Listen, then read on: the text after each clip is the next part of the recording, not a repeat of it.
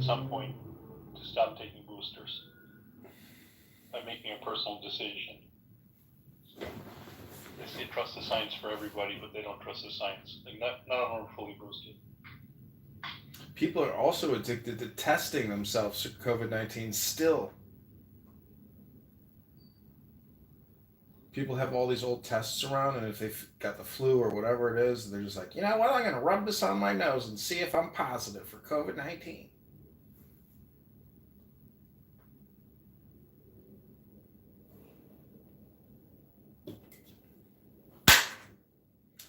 Anyways, are you going to play more? Because I got some musical instruments over here, too. I was doing earlier. Have you ever heard me play the Chinese flute?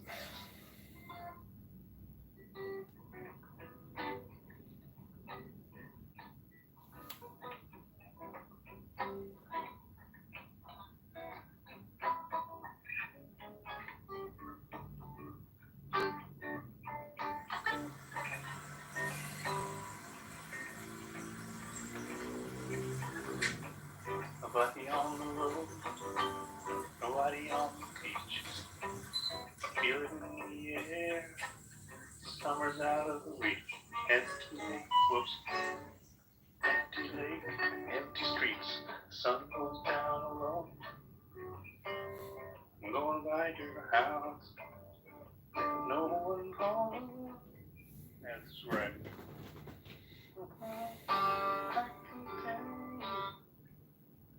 I gotta practice that one. I was messing around with that earlier. It's the Don Henley, master.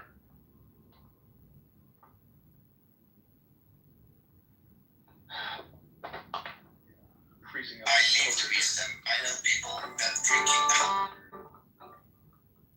I forget the chord. Striking down all over the ground in front of me, so I felt like I had to go live. Maybe document my first lightning strike.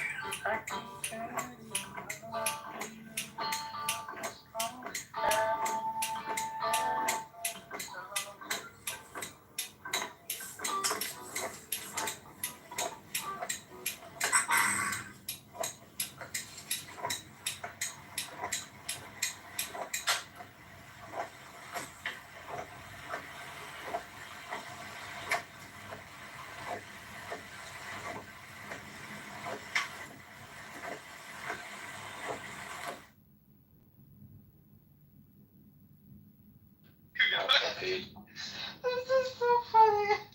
I love when Arabs roast each other. Nothing is more hilarious than that.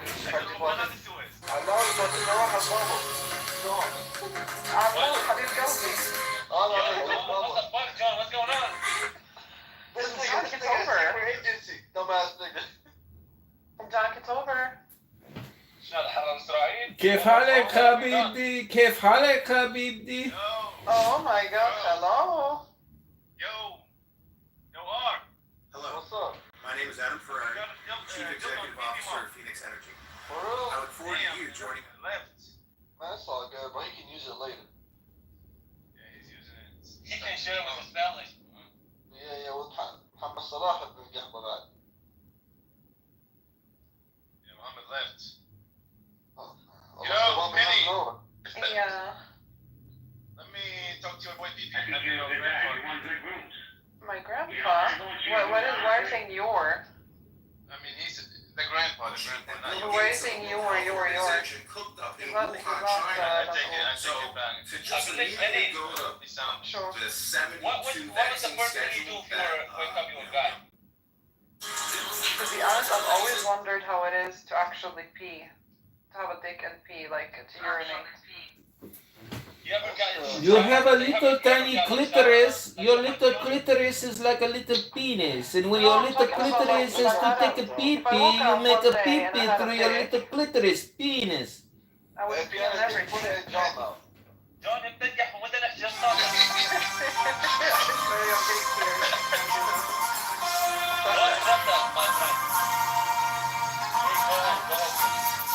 David. Yeah. I'm saying I would actually pee on everything. I would love to know how it is to have a dick. I would love to know how it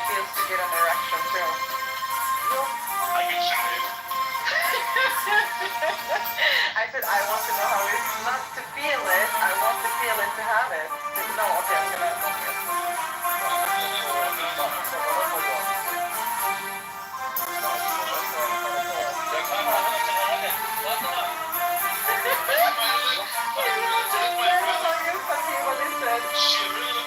Fatima must be a man. No, she's not a man. It's But she looks like my brother.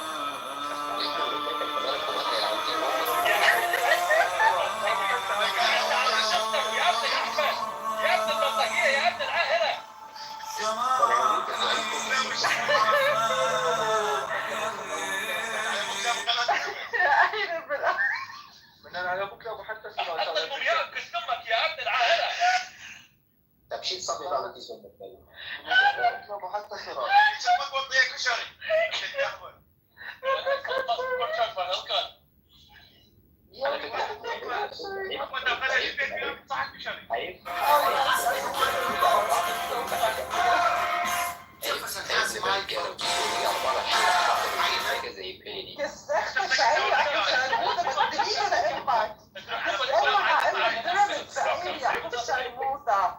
بدي فوت البيرمتس بتيجي بدفك 363 في الشرموطة.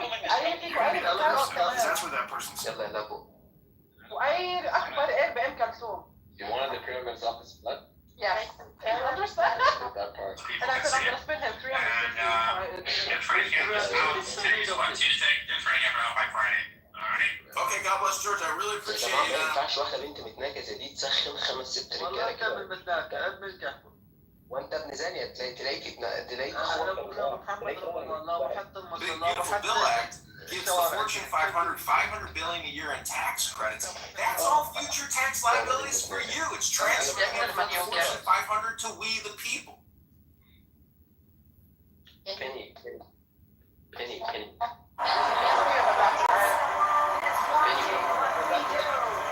So you would like me to suck your dick, is that correct? Wow. Yes. Evidence of That's fine. things. So what's Stop your goal? opening up rooms and speculating that people are doing things that you have no idea what they're doing. Fuck you. Hold on. Silent. When your king is stay silent, okay? In a vaccine industrial complex. It's not a vaccine diet. This is not you targeted message. what the fuck you are, nigga? You in class or what? Talking about keep silence, dumbass nigga. Why don't you show Miss Donovan some respect instead of asking such questions? Wait, who let the blacks in here? No blacks, no blacks. Yeah, no blacks. Yeah, guys, remove any black people from here. Yeah, No, this is a Muslim room. That was So a racist. predominantly Muslim room, so No, I'm not a Muslim. no, I'm saying it's a predominantly Muslim room. There's a lot of Mohammedans in here.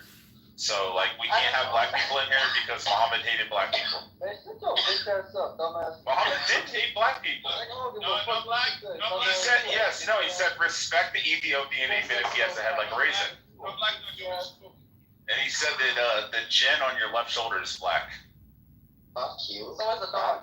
Use a left shoulder. By the way, ولا علي انت عاوز يا تقول لي محمد هلا انا فقت لك يا ابن الشرموطة لانه انا هلا Exactly. يا ابن المتناكة يا ابن اليحبة بدي بدي كثير عالي بديز امك يا ابن الشرموطة بدي امك وبدي فوت البيراميدز بامك كمان بدي احطك on top of the pyramids يا ابن الشرموطة وبحكيك كمان كس اختك وقيرة يا روحي عليك. كس امك sorry guys. مالكم السؤال. Wait, Penny, do you believe that Muhammad sucks dick in secret or in I have public? respect for all religions, so I don't. No, this Muhammad, the Muhammad from Egypt. Sorry. I want to say something next Yeah, I mean, we all know that Prophet Muhammad sucked dicks, but No, hey, he did. Absolutely.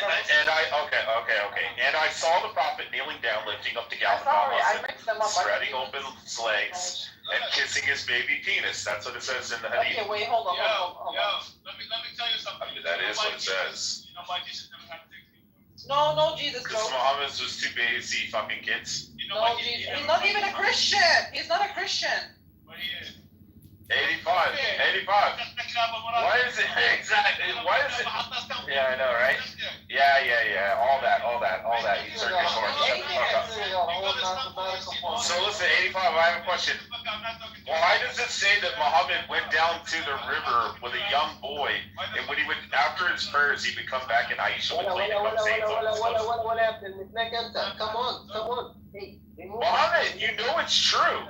Your prophet would come back covered in semen stains. fuck you, man. Like, oh. Yeah, it's No, it's not. Are you Armenian? No, it's not. Shut the fuck up. Are you Armenian? Left shoulder. Do not talk. You Armenian? Do not talk. Left shoulder. Nigga, you a whole key. Bro, you a left shoulder, bro. Muhammad hates you. Prophet Muhammad said you're a dog.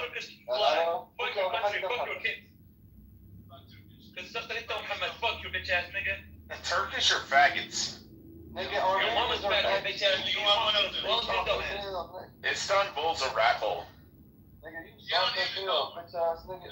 بعطاني رعدية ثواب أنا اللي ثواب. Let's do it. Get your bitch ass down, nigga. Hey, Pookie, that's your Pookie. Hey, Pookie, where are you from? Hey, Pookie, how you doing?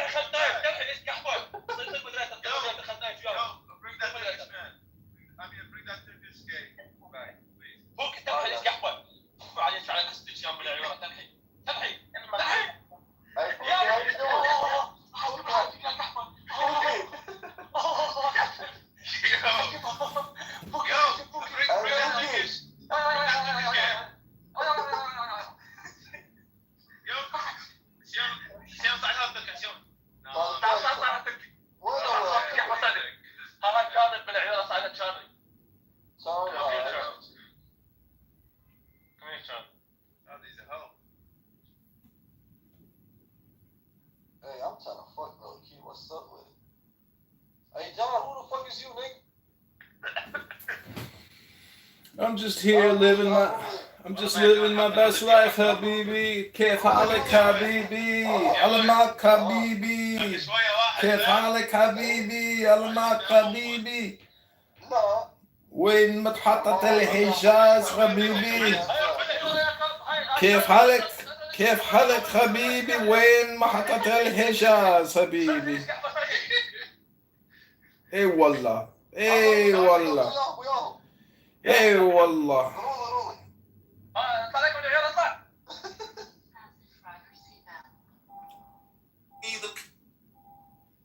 Charlie, I swear to God, if we go train on your dumbass, we make you fucking walk sideways, dumbass bitch.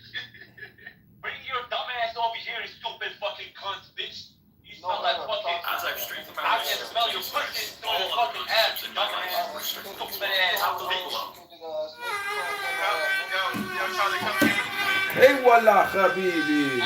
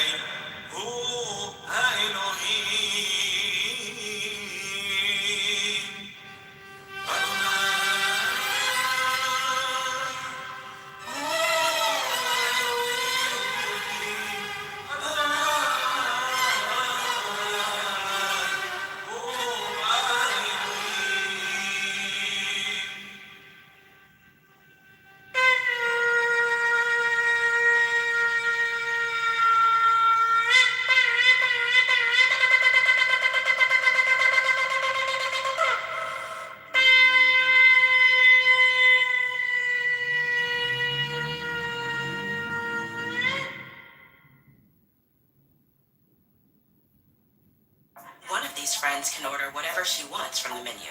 The other has food allergies. You do your best to avoid food allergens, but accidents can still happen.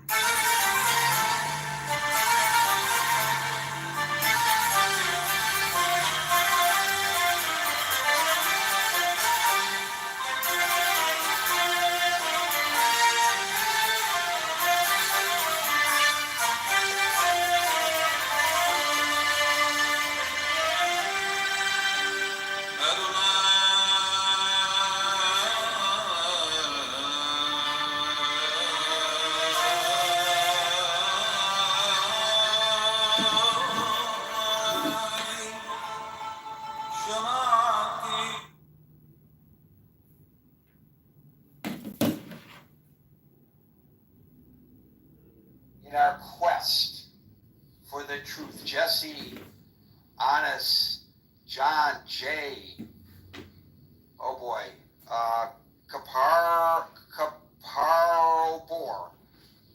Al, Tamek, Javid, this one is Palmer Tracy. I bet you that's Tracy Palmer. And William, welcome to the Critical Thinking Forum. So this is where I get to tell you the room rules. We're here Monday through Friday from 5 p.m. to 6 p.m. New York time. By the way, tomorrow I'm going to be using a different interface. And I'm going to rely on Alan, who's got extremely well-developed auditory capabilities, to tell me whether there's an improvement or a degrading of the audio quality tomorrow. Alan, this is your assignment, if you care to accept it. And you know the rest of that. The tape will burn in 30 seconds. Okay, so anyway, we're here Monday through Friday from 5 p.m. to 6 p.m. New York time. Top of the hour, I will give you my opening salvo, which I hope encourages you to come up on the stage and join us as Alyssa, Jim, and with great trepidation, John, the perpetual candidate. Why great trepidation, Gary? I'm inviting him up to the stage, Scott, because he's your friend, and I am going to hold you responsible for his conduct. I will gladly be responsible for my good friend, the candidate, Congressman hopeful, John Kitover. I will tell you one thing, if John gets elected to Congress, you think when George Santos was there, Congress was, an interesting place to watch? You think that Marjorie Taylor Greene, wait till John gets in there. They're going to say those people were vanilla. He's Nothing the real vanilla compared to John. Vanilla. Okay, and John, no more memes in the chat, thank you. I know you'll probably come back under another nickname. We do not want memes in the chat. It's a serious discussion, and we will keep it that way. Anyway, boy, I'm going to run out of time here. I will call people in the order in which I see them, which may not coincide with the order in which you see yourself.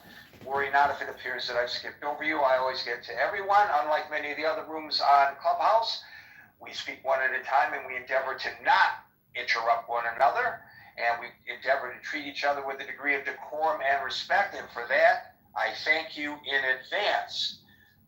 Generally speaking, after people speak, they're removed to the stage to the audience, not punitively, but so that I can maintain the order without getting lost. If this happens to you and you want a second go at it, raise your hand, time permitting. You will be given a second opportunity since we are here from 5 to 6 p.m. New York time at about 5 minutes to 6. We will no longer be inviting people onto the stage, but if you're already on the stage and in queue at the 6 o'clock hour, we will go into extra time to give everybody an opportunity to speak. Welcome to the Critical Thinking Forum. That's the fastest in history. A new record by Gary Baumgarten.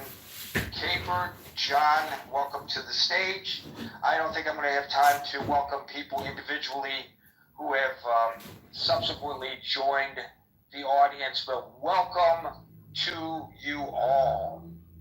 And Tiger, Congratulations for having the fortitude to come up to the stage after yesterday's discussion. Maran, welcome to the stage. Seconds away from starting at the top of the hour, literally. Barbie, welcome to the stage. Welcome to the Critical Thinking Forum. We're here Monday through Friday from 5 p.m. to 6 p.m. New York time. Today I wanted to delve back into what's really going on with Mr. Putin.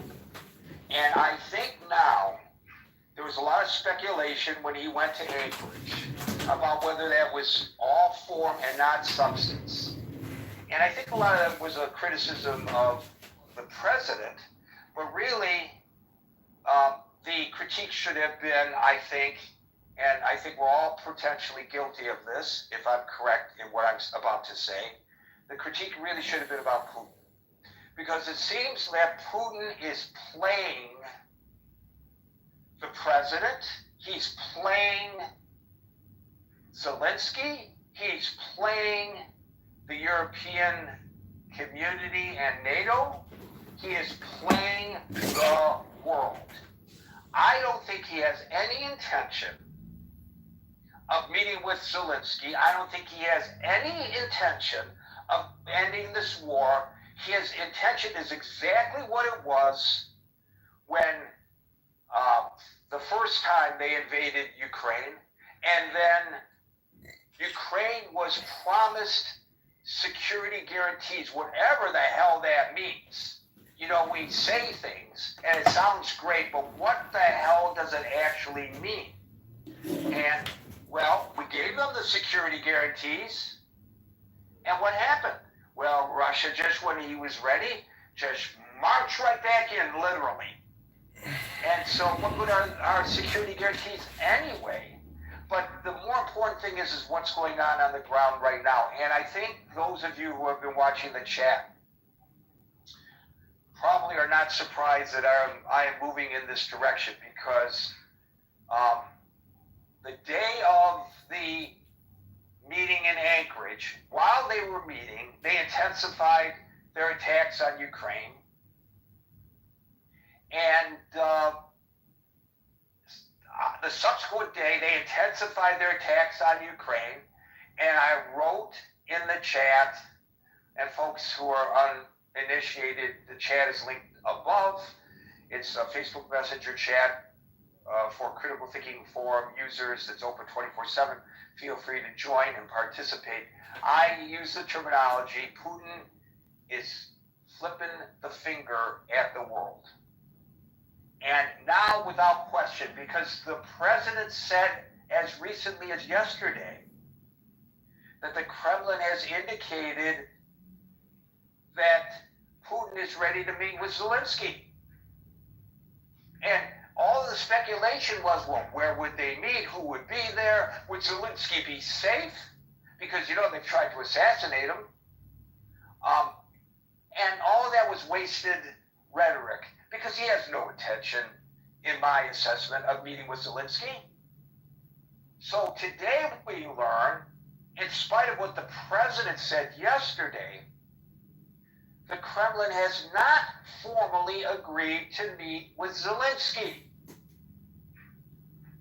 So it's all BS, like most of the stuff that comes out of the mouths of politicians and diplomats.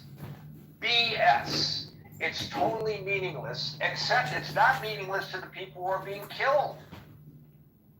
And when we say people are being killed, This is the Gary Baumgarten let me podcast point on out Clubhouse. something that we rarely talk about with specificity, but it is so necessary to do so.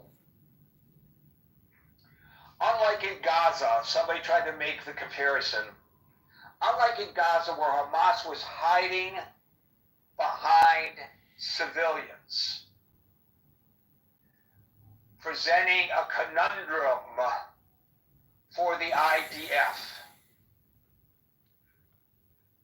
Do you go after them, or do you let them live and basically give up on the war because they're hiding behind civilians? So what Israel tried to do as best as they could, with some success and with a lot of lack of success, They notify the people who were living or working or whatever in that facility were coming, get the hell out, and then they would attack.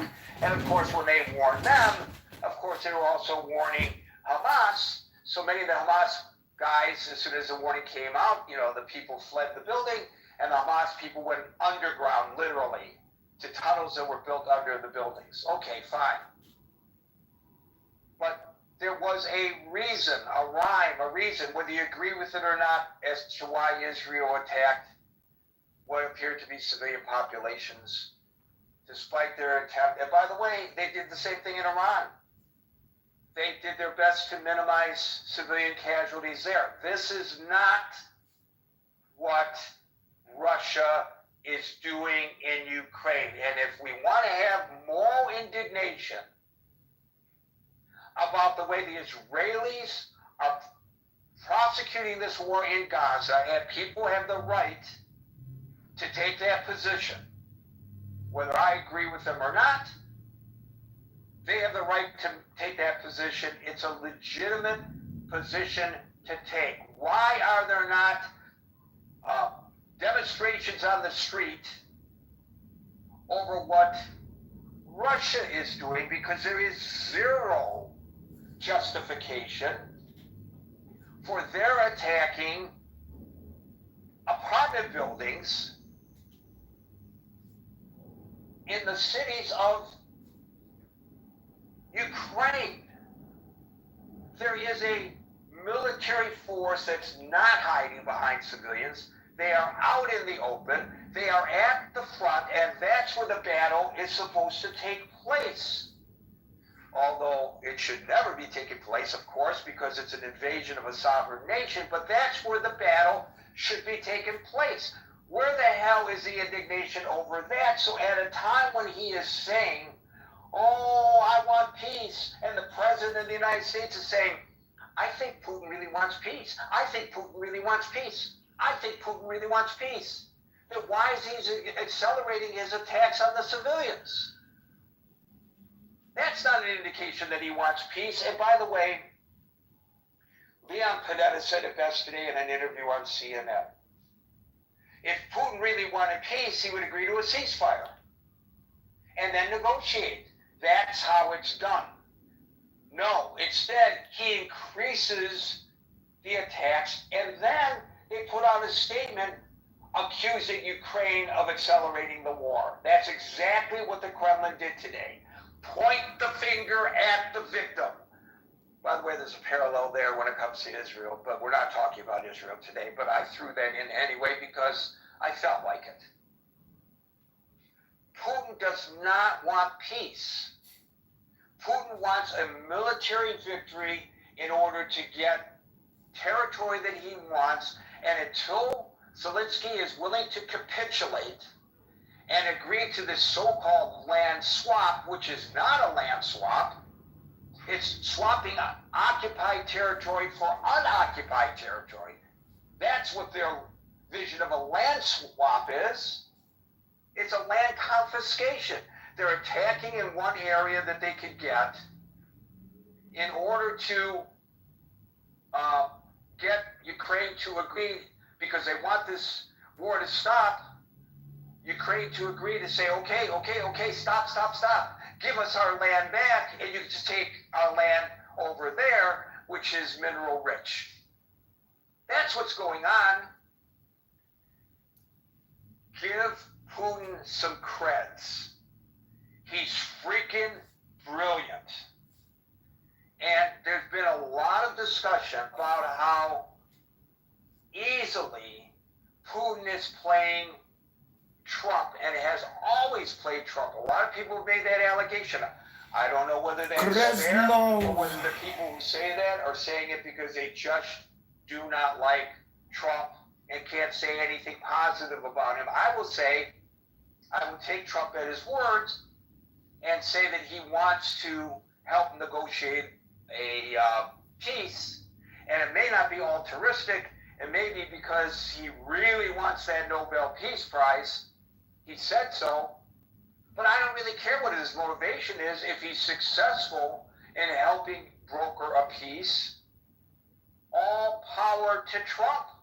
I'll give him tremendous credit for that, like I did for the Abraham Accords, which I believe were the brainchild of his son-in-law. But still, he had to sign off on it. It's his administration, his first time around. He deserves credit for the Abraham Accords. So I'm not suffering from Trump derangement syndrome, which really doesn't exist. But in this case, it's pretty obvious that Trump is being played by Putin. What did Putin get out of this? And somebody was really, two people the other day were dismissive at my suggestion that Anchorage was a photo op for Putin, who's trying to re-establish his image as a serious member of the international community leadership. And so he's greeted by an applauding President Trump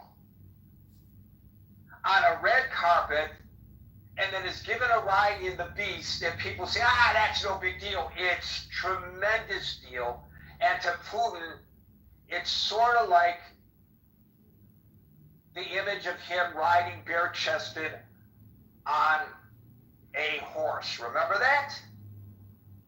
That's exactly what this is to Putin. So Putin got that out of it.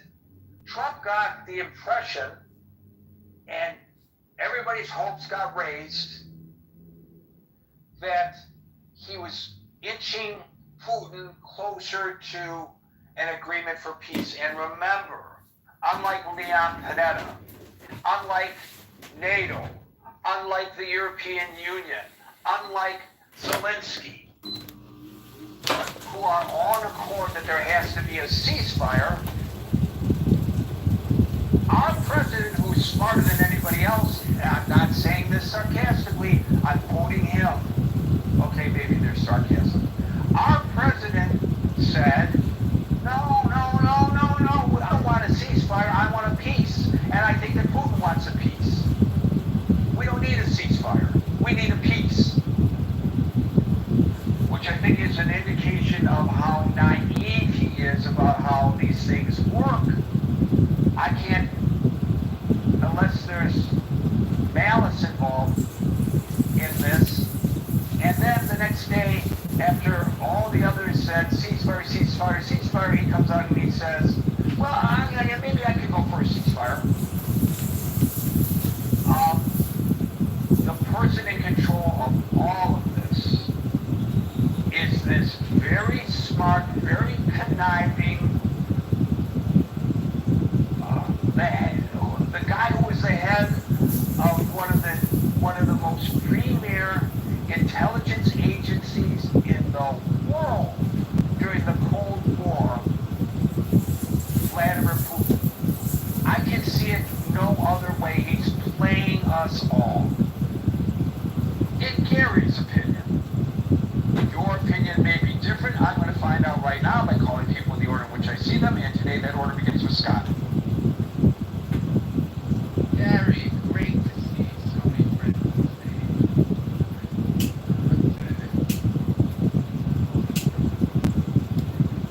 Advocate various interests in various geopolitical institutions. Good to see the Congressman, candidate Congressman John Kitover. I just watched this battle. Get on the ballot. Also, my friend Alan was a great room of burgeoning clubhouse. Gary, maybe you'll be a guest someday. Yeah, it's fantastic. Great justice. Well, Gary, it's been said that Trump, it was said in this room just the other day that Trump has been battle-tested negotiations in the crucible of New York City real estate. Whether or not Trump has been successful there, or he's rebranded and saved his financial empire through reality TV. We can leave that for another day, Gary. I know you've probably been gone as a guy in and out of the Big Apple all the time, working in bustle. But yeah, I think I don't think it takes great geopolitical insight thankfully, because I don't have it, to see that is winning the game here. That look, you know, Gary, you brought something up about Trump not wanting a ceasefire, wanting a peace. I think there's something to that, and also I think Trump is focused on process, not substance. So I think rather than say we want like the ceasefire or this, like the European leaders want, he said, I don't know, we got to do this. No, I met with, okay, we got, you know, we had a very good meeting. Now we're going to meet with Zelensky. Then we're going to meet here.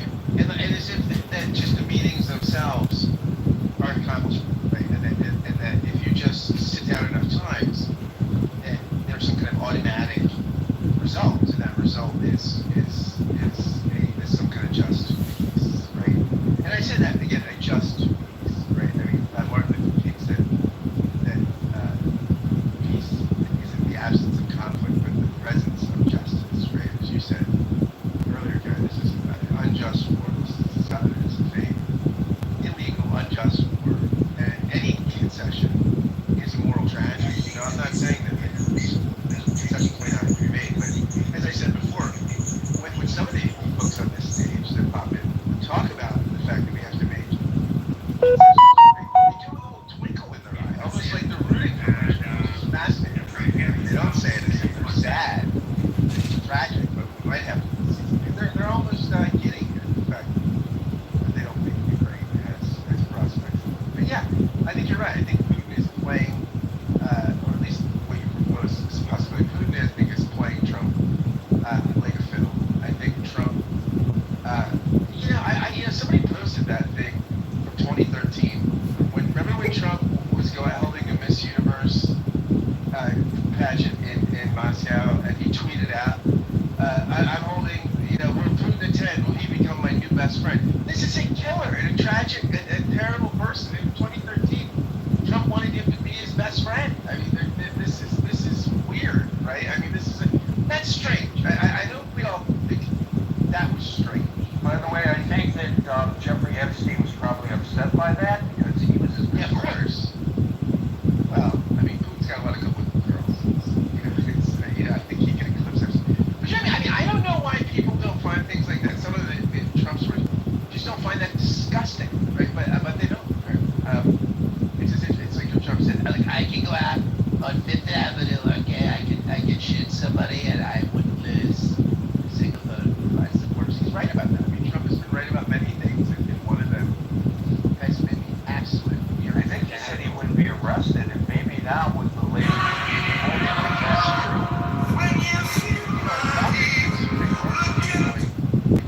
They can't lock Obama up now for all the planning to steal the election with all the Russian propaganda.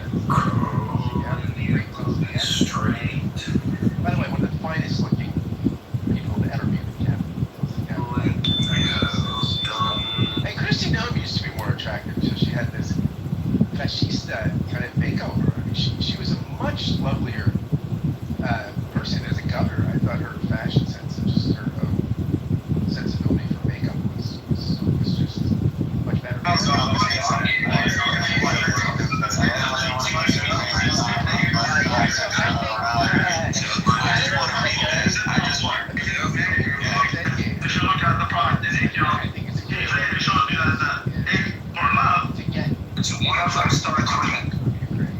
To make sure Ukraine never enters NATO or the EU, and to make sure that he's got to weaken Europe, right? And that his legacy is a sort of revived Russia, one that begins again to inspire his former glory days of the Soviet Union. And I think in a way that, like, he's fighting in the way that, like, some crazy and always runs Chicago.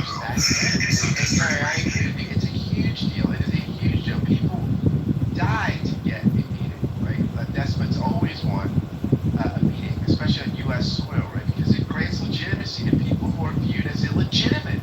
And so when people don't see what the big deal is,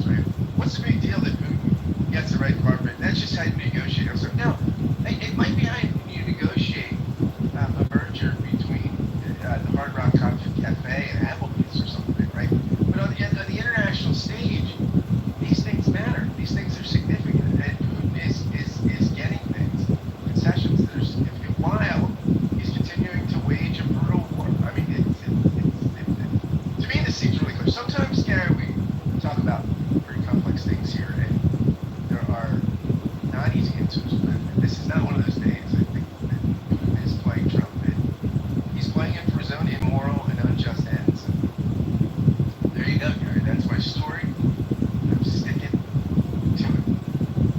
Thank you very much, Scott. And I just want to not be remiss by failing to give a tip of the hat to Melania Trump for bringing to the world stage the question of the children who have been kidnapped by Russia. Her husband didn't do it, but she did, and now he's forced to address it. I believe that she's absolutely the lead on this. She wrote that letter to the Kremlin begging Putin to release the children. I think she's heartfelt in that approach, and I want to give her a lot of credit. A lot of people have criticized her because she's been an inactive first lady, as if first ladies have some responsibility to be active. It's their prerogative whether they want to involve themselves in the issues or not. It's not mandated that they do by any stretch of the imagination. But in this case, I give her a lot of credit for actually getting involved, and she's got the bully pulpit, and at least it's being discussed now. And people who, it may have eluded them that this is part of this war, that nobody's out on the street protesting against, on Columbia University's campus, in Times Square, at Harvard, at UCLA, at the University of Michigan. We're on the encampments demanding that the children be returned. I call on these people of goodwill to come out again and demand that the children be returned. There are enough Jews in Putin's army. No Jews, no... Get a picture of Russian soldiers in Yarmulkes going, yeah, they'll be protesting. They'll be protesting, yeah. Thank you, Scott. We'll go to Dave next with heads up to Alan. You follow Dave. Yes, so Gary, we have an opportunity here, just like Israel fighting Hamas, but you say the communication warfare right now. Right now, we need to gear up the communication warfare. Just like you say, the world should recognize Putin has zero sincerity in having this talk, because during the EU leader meeting at Washington, Putin already, organizing Belarus, about 40,000 rushing to the border with Ukraine. I don't know if you know about this. So absolutely a kind of middle finger to all the, European leader at Washington DC together with Trump. So what the US and Europe need to figure out is communication warfare. And I think today Trump called Viktor Orban, it seemed like, after he spoke to Putin. And I think it seemed like he's trying to urge Viktor Orban to let Ukraine join the EU as part of the process to increase the security for Ukraine. And I think Viktor Orban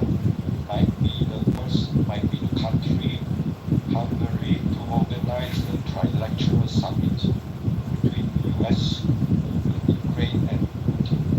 So these are ongoing negotiations, but I think the solution is this.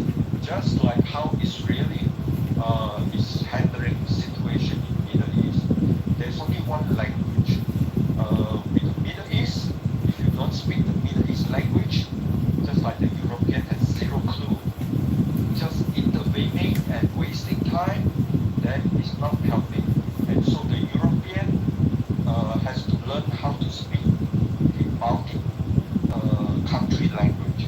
Putin is a big bully, and you need a way to deter the big bully and to tell the big bully we mean business. That means the next step is, the recent Pakov, there's no the attempt to quickly encirclement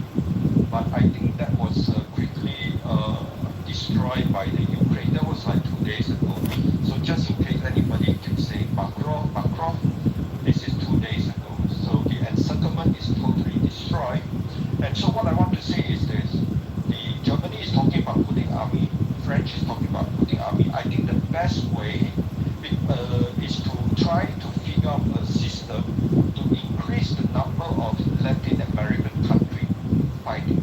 Okay? Right now we have about 3,000-4,000 Colombians fighting them. I think we should try to have a very good scheme to encourage more Latino countries to come to Ukraine, increasing the number of Latino countries present there. Just having the number will immediately tell Putin we mean business. We mean business. And also instead of this Latino country coming to US, now we come up with a good scheme for them to go to Europe. And I think we need to increase the number of military presence because Ukraine is winning.